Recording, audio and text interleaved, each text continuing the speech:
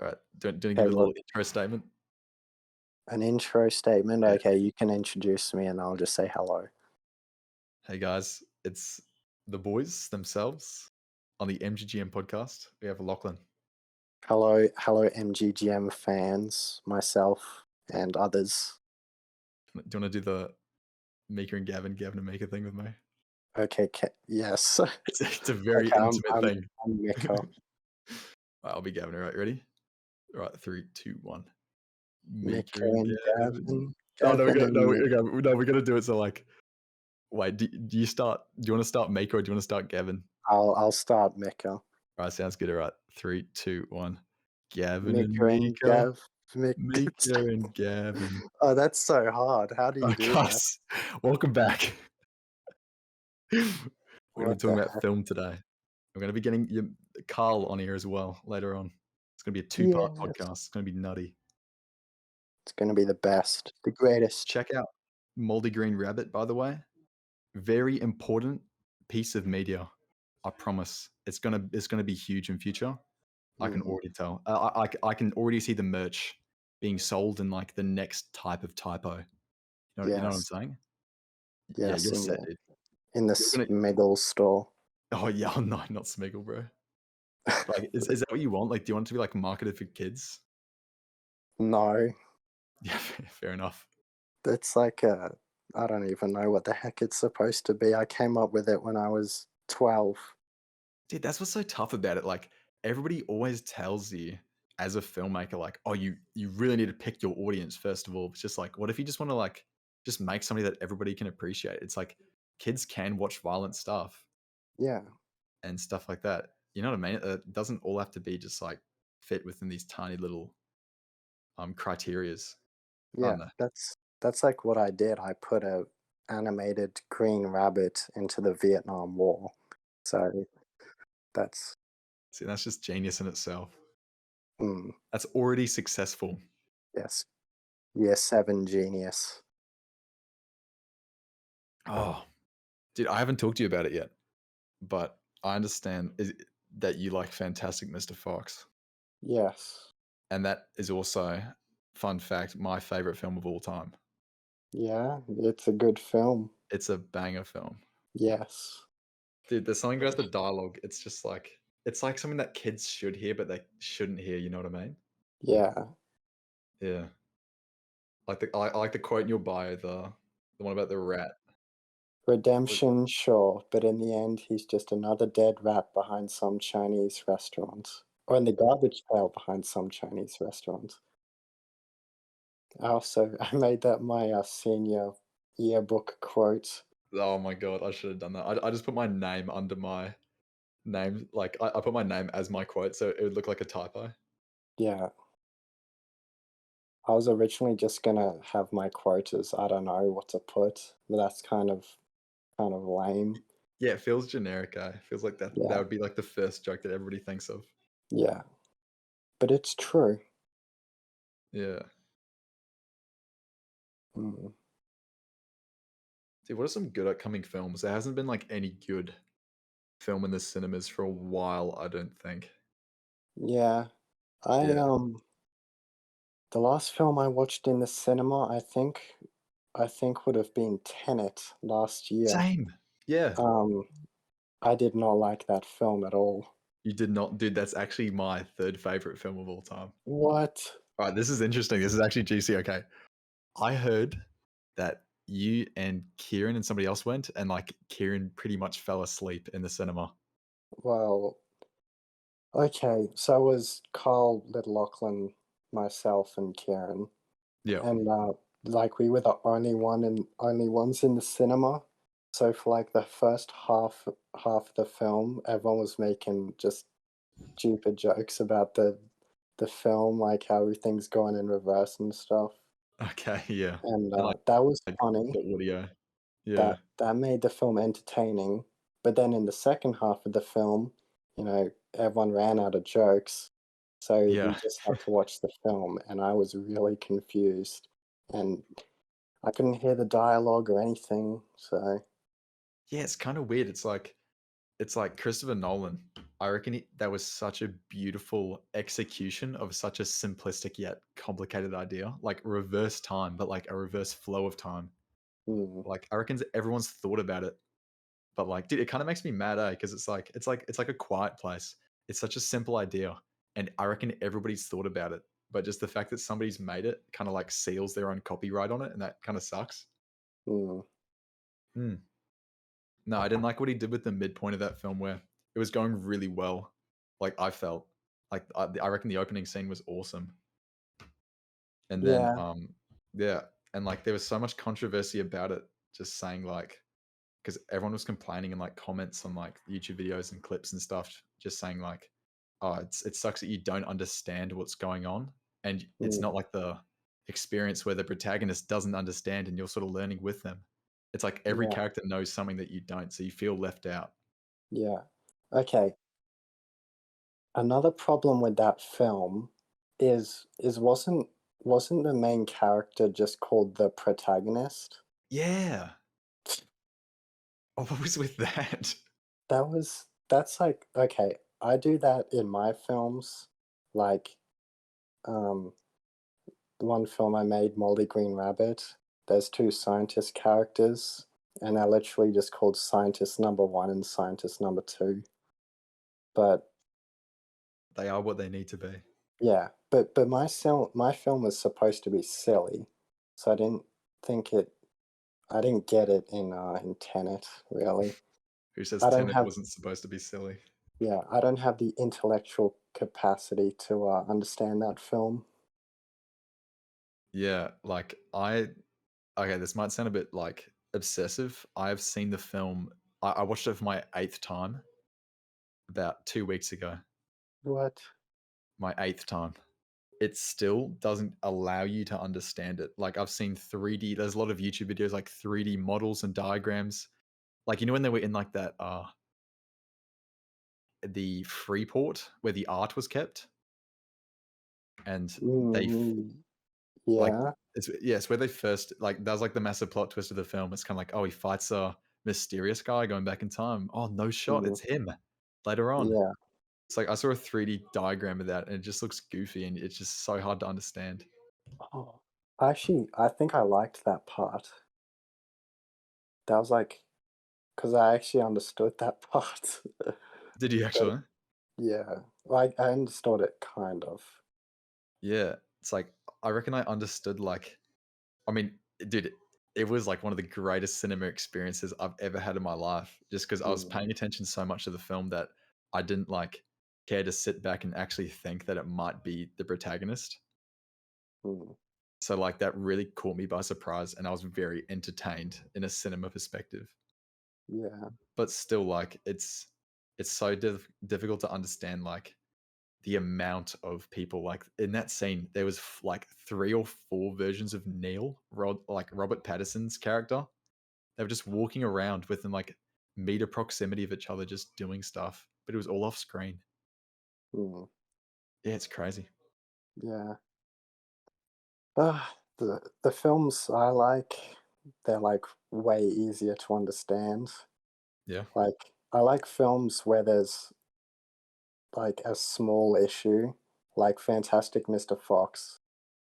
They just stole some cider and stuff, but then Yeah. it, like, turns into this giant standoff between the farmers and the animals at the end. I like those kinds of films where it starts off small and then it kind of escalates into something ridiculous. Yeah, and like you can tell that it's well done because like that thing of starting small and escalating is like very cartoonish, I feel. Yeah, because it also in the South Park movie, that's also one I really like. Christ, I have not seen the South Park movie. Yeah, it's I like it a lot because they just go to see a film with some swearing in it, and then they start swearing, and then at the end, the United States goes to war with Canada. Oh my gosh. Yeah, Wait, doesn't that happen in The Simpsons too, though? Like, have you seen the Simpsons movie? yes, That's such a good example. Like Homer dumps something because he buys a pig, dumps something, and then like gets the whole town in a dome. yeah, that's like I don't know why, but I really like films that do that.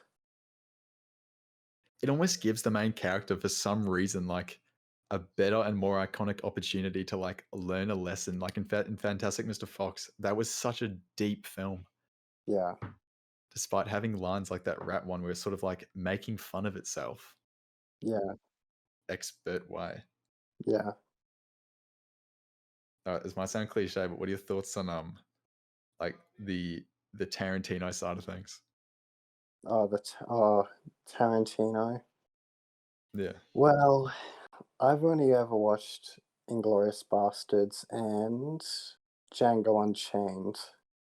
Uh, I don't remember Inglourious Bastards because I watched it a long time ago, but I did really like Django Unchained because I felt, I don't know, the film felt really immersive because I kind of forgot I was watching a film. It just, like, I don't know, everything was good about it.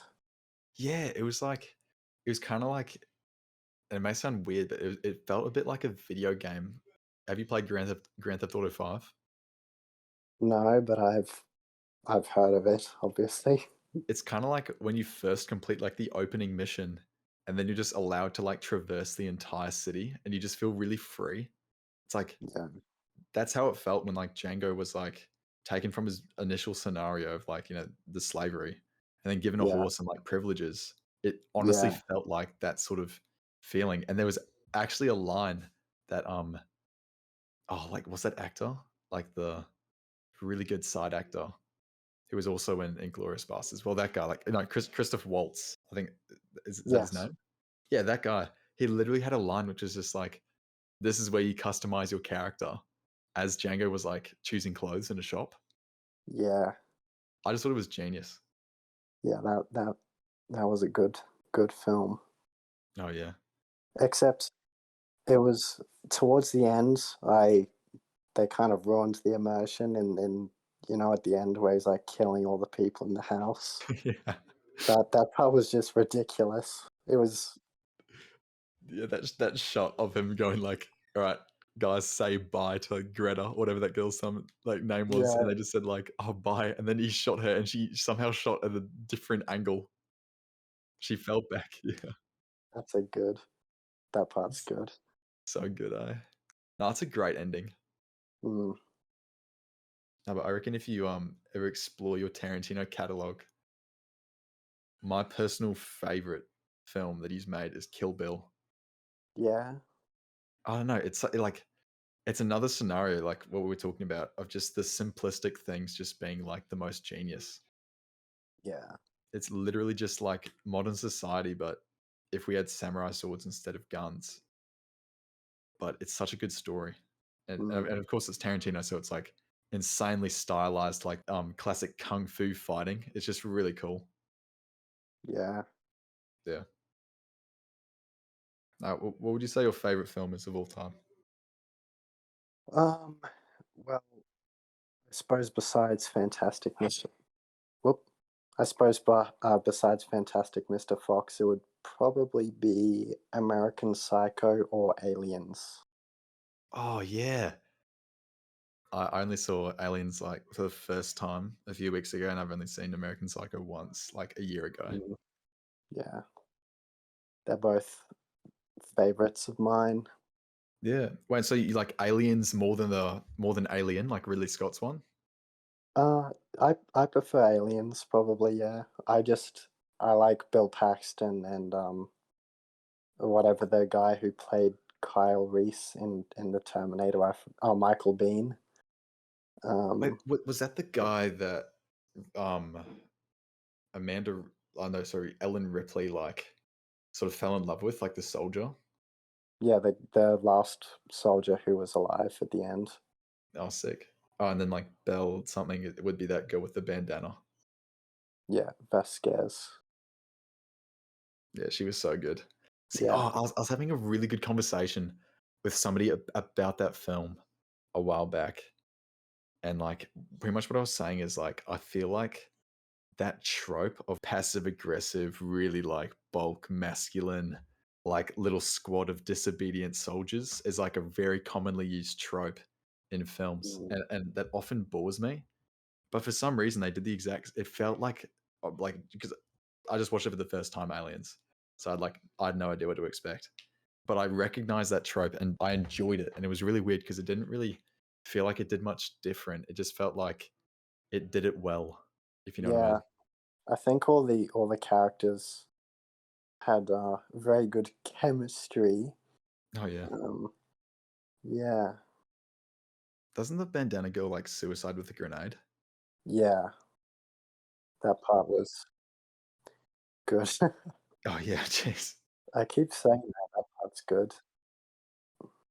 I think what they did Mm, well with that set of characters was I was watching this video. It was like one of those bullshit like filmmaking videos online that really just doesn't help, but gets a lot of views. Like mm, like the ones that are like how to do this to an audience and all that sort of clickbait stuff. yeah, yeah, Yeah, there was one about like how to give characters like an actual emotional death, and it was just like the emotion behind a character's death comes solely from the responses from other characters. mm, So I think that's why like the characters in Aliens were so memorable. It's because like when they died, it felt like it had an impact on other characters almost. yeah.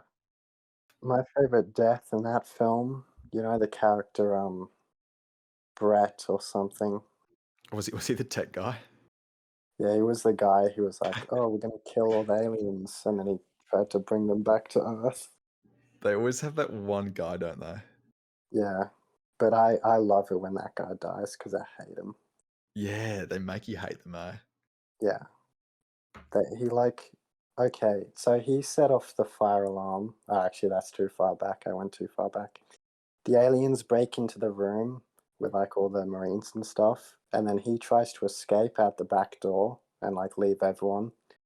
But then when he opens the door, there's an alien, and it kills him. Oh, nice. And that's a spoiler. Spoiler. Yeah. Have you played Alien Isolation? Oh my goodness, yes.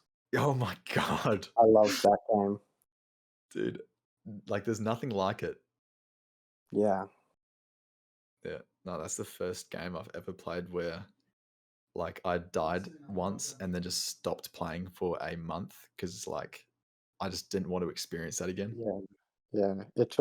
I think it took me 2 or 3 years to actually finish the game Oh my gosh. because it was so scary.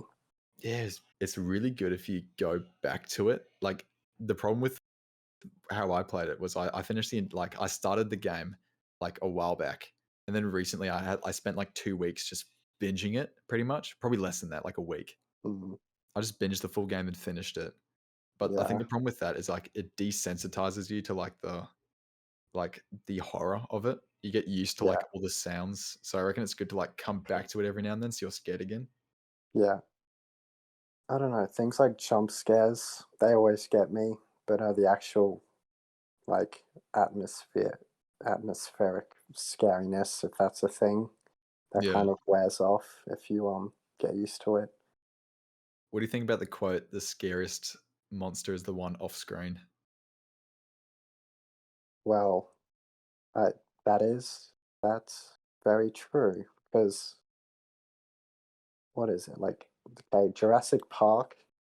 The reason why that film's so good, I think, is because they don't like show the dinosaurs all the time.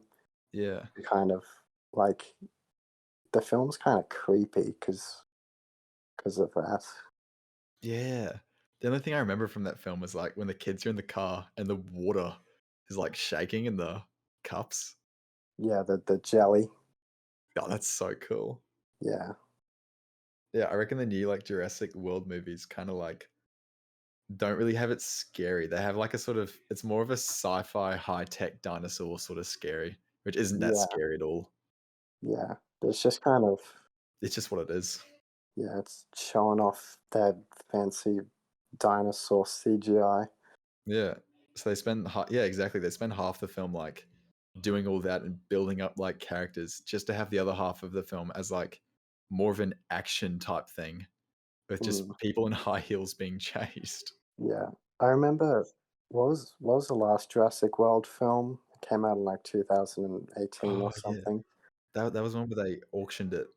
Yeah, I predicted the ending to that film within like the first 30 minutes because Yeah. it was not well written at all. Did you predict it as soon as they showed the little girl like locked away Yeah, in the house? yeah, it was something happened. I was like, oh, okay, I know what's gonna happen. Yeah, I Yeah, think the only it was thing when that she was in the was house. That's right. yeah, for me the only thing that was really memorable about that film, and I don't think it was intentional by the film. I just really liked the concept of it. Was just how they were bidding the dinosaurs. Yeah, I just thought that was sick. That was like a very cool setting. yeah. I actually did like that film. I just didn't like the ending. Yeah, fair It enough. wasn't a satisfying ending. Yeah, like wasn't it going to be a trilogy? Um, I feel like yes. Did they not get enough funds or something? I don't know. Maybe COVID ruined it, or they gave Yeah, up. because I reckon the same thing happened for the Crimes of Grindelwald. Because when I watched that film, like like the new Fantastic Beasts one. No, I don't know about that one. Oh, you haven't seen that? No, to be honest, I don't actually watch that many films.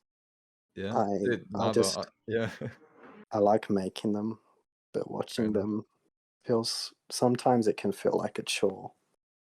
It kind of can, because it's like the same sort of exposition, the same sort of dialogue. But then when you find a Yeah, real gem, it really stands out. yeah, What are your like plans for the future in terms of like filmmaking? Like, you going to uni or? yeah. I'm going to university. Apparently, going to university and getting a degree in film actually doesn't help career wise, but I suppose it would be a good way to make connections and stuff, like Yeah, to meet like people. yeah, exactly. Plus, like I also think it could be just like a big encouragement to just be constantly making films, so you develop a Yes, portfolio to show people. yes, because I I only ever made films for school assignments, and then occasionally we would do a film just for fun. Yeah. Twice we did that. Oh yeah. What were both your film projects? So you got Moldy Green Rabbit as one, and then the other is The New Yorker. Well, I have lots. My two personal ones is Moldy Green Rabbit. That's my magnum opus, I think. Oh yeah, Um, just because I put so much effort into the animation. dude, I still need to watch that. Yeah, I sent you a link to the old version. I can send you a link to the new one, Oh, sick. That'd be nice. the director's cut. The director's cut. Yeah. Did you make one of those animated blooper reels that like they do in like Pixar? No, well, I made one like 5 second animated blooper that maybe you want to count that. You'll see it at premiere night. Yeah, right. Oh, sheesh. What are your thoughts on YouTube short films? Because that's a big thing nowadays. YouTube short films are good. They're, Yeah. I like it when people, well, I guess just as long as people are going out and making something that's cool. Uh, I appreciate, I just appreciate anyone going out and doing something creative, like in any form. Yeah. Um, The only thing that I yeah, find a bit weird about it is that I feel like every single short film that's ever been uploaded to YouTube is somehow award winning.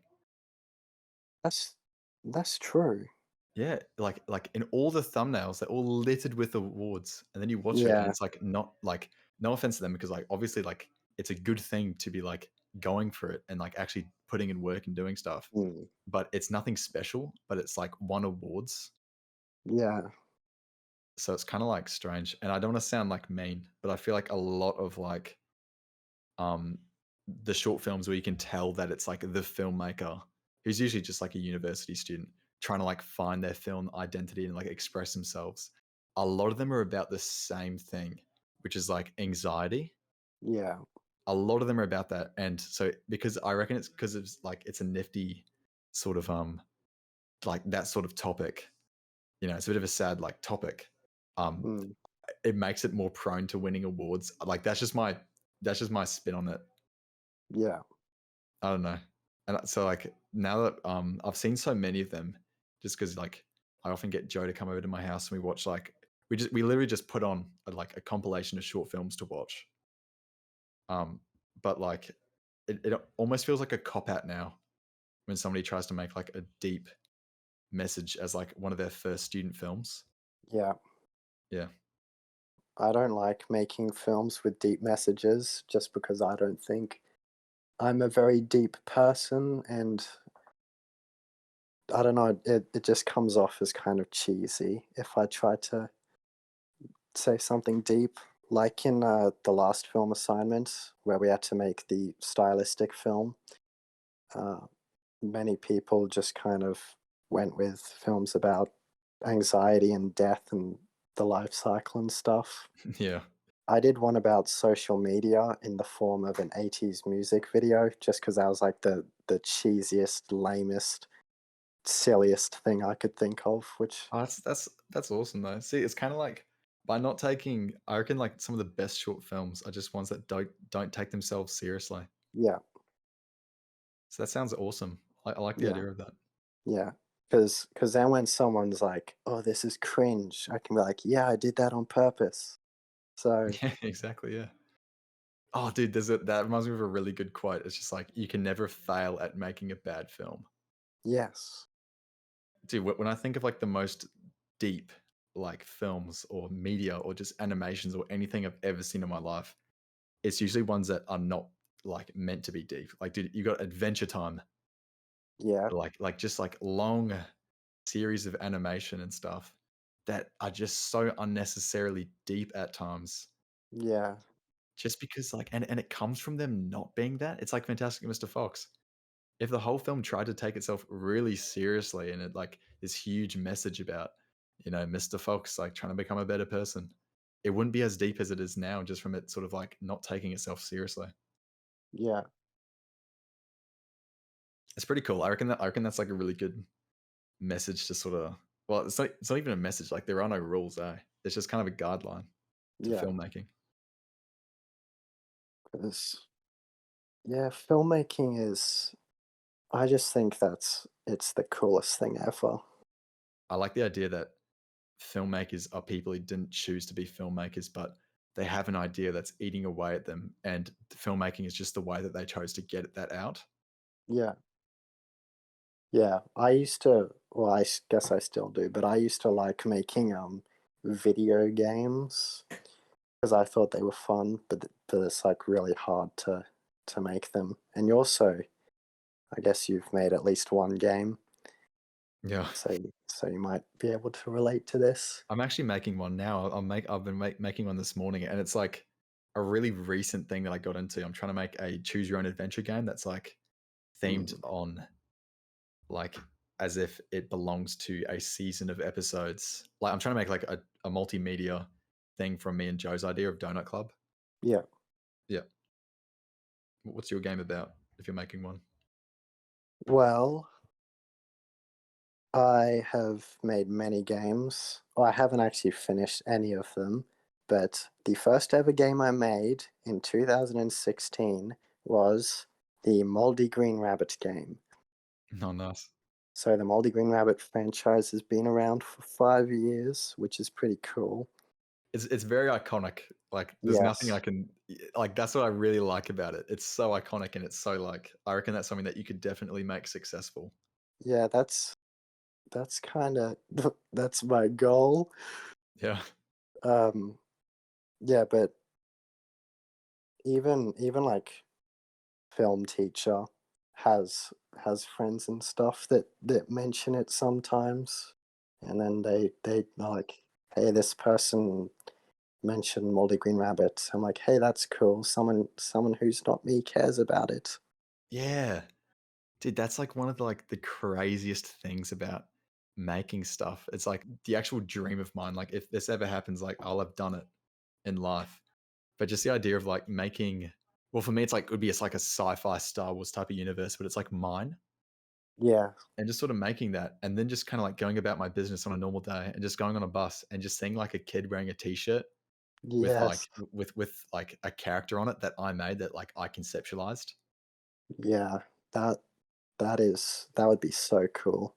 Yeah, dude, it's actual chills, man. It's like crazy. It's like seeing it's so cliche, but it's like it's making your mark on the world, but it's just so meaningful. Mm.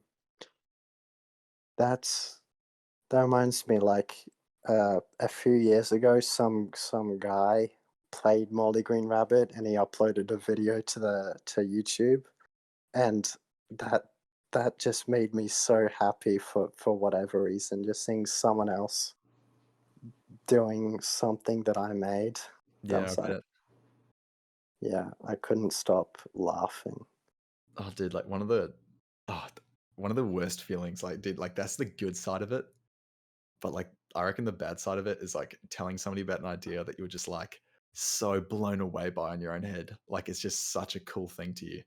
And they just like sort of don't care that much. They just sort of like fling it off and talk about something else or talk about like something completely different. You know what I mean? They just sort of like Yeah, brush it off their shoulder, and you're just kind of like, oh man, if only I could make that. And then you'd watch it, and then you'd be amazed by it. yes. Yeah, That's that happens a lot. yeah, bro. Words are weaker than images. Yeah. Even with people who should at least try and pretend to care about stuff, sometimes they just don't care, and that's kind of, What do you mean? well, sometimes when you're talking to someone who is related to you, and then they're just like, "I don't care," Yeah. that's like the worst.